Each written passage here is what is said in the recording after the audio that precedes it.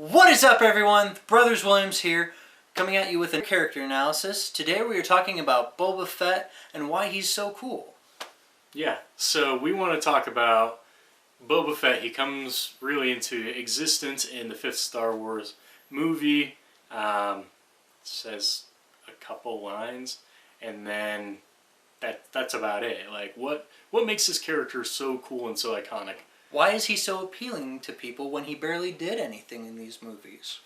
Yeah, I don't know. If you look at it from just he's a minor character, and within the first half of the sixth movie, he's out of there. He's gone and dies a pretty lame death in the film. You know, that's it. He just falls down a Sarlacc pit. He's gone. Yeah. So, like, really, what makes him cool? Why do people flock to this character? We actually asked each other, well, I asked Kyle this because I happen to be a big fan of the Mandalorian race. I've studied it quite a lot in doing my own writings about it. And, well, I, for one, am a huge fan of the race. But for those people who don't do this kind of research, why is it that it drives them to find this character appealing? Yeah. So first, we want to talk about kind of what it is about Boba Fett. And when he's like first introduced, Darth Vader's like, "All right, bounty hunters, I need you to go find these people and blah blah blah." And no, what does he say to Boba Fett? No. I don't remember. Incinerating or something incineration, like that? I don't know. It's been a while since I've seen it. But, like, I think that one of the cool things about Boba Fett is you look at all the other bounty hunters, you got like a Trandoshan, you got a robot, and you look at Boba Fett and he's got a helmet on, so you don't see what he really looks like. And so I feel like this kind of makes it like a masked, I don't know, I think of like masked Zorro kind of character where you don't know what's underneath, you don't know what he looks like, and you don't really know anything about him, but you're just like, who is this guy? He's got this cool looking armor, I guess, and he's kind of stoic, so like what's his backstory? So it invites the audience to start thinking up, oh man, he must be cool, because only cool guys say he's no good to me, that you know, and not say much, because that's what classic cool guys do. You don't see what he looks like. Only cool guys, you know, they got the sunglasses on, you don't see their reaction, they're just stone cold kind of no emotion kind of stuff, which is definitely what Boba Fett has going for him in the fifth movie.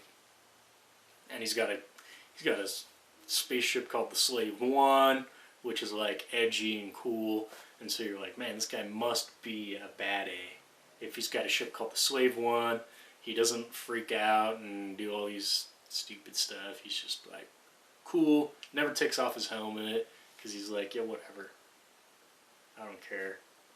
And so, I don't know. Those are my thoughts of what makes him a cool character.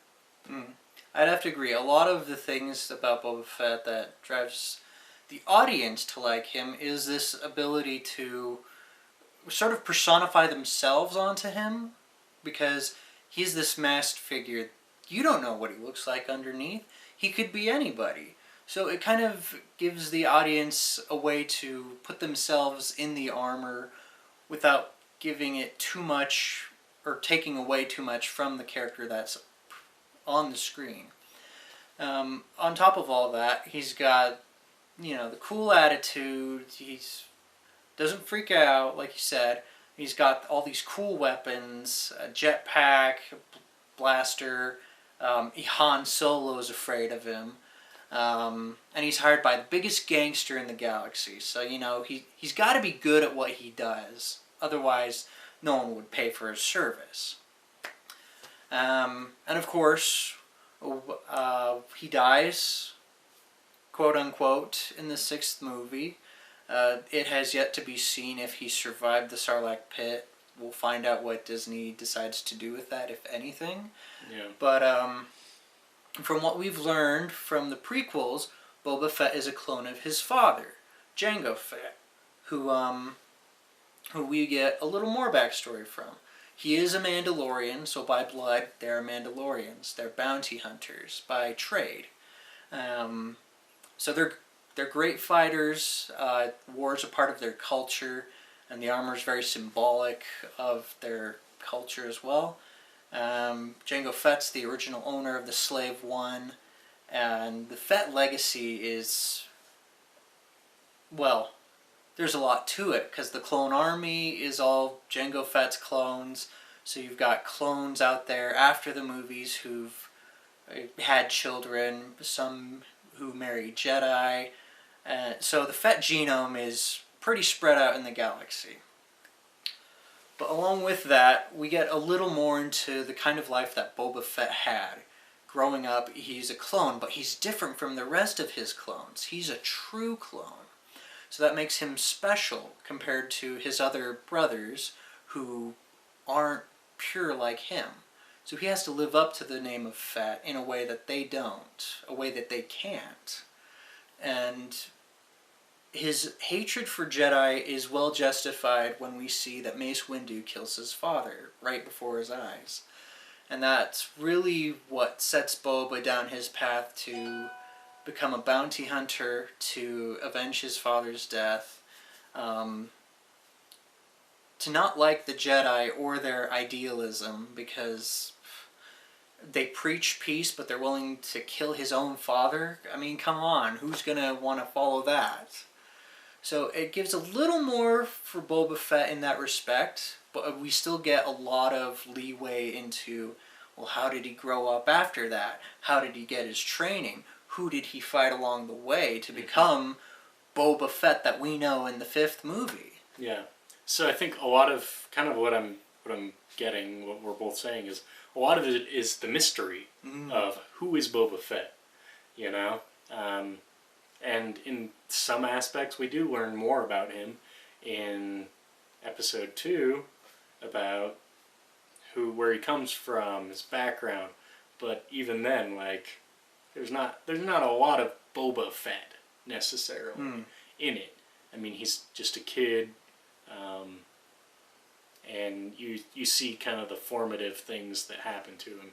But other than that, yeah, I mean, there's not long expositions like you see with Anakin, where we follow him grow up to see how he turns, how he changes.